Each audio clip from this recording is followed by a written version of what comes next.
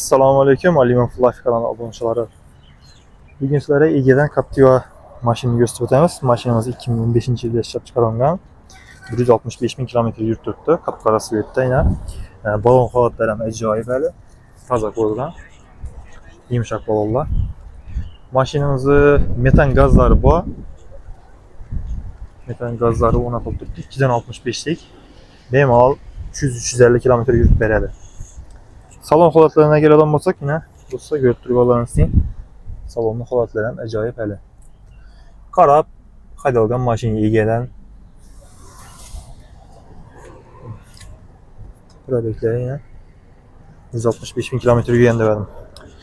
Kraskasi do'stlar, benlar ham toza. Kraskasini ish o'rnida bor deb turibdi, yine ucunda. Kagayeni tekshirib ko'rib olasizlar bemalol. Egadan mashina. Görüp durmaması dik turibdi yine.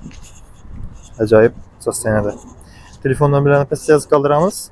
Maşinni puluna ayıralım olsak, pulam zor variantta bu. Varianta beriladi deydi.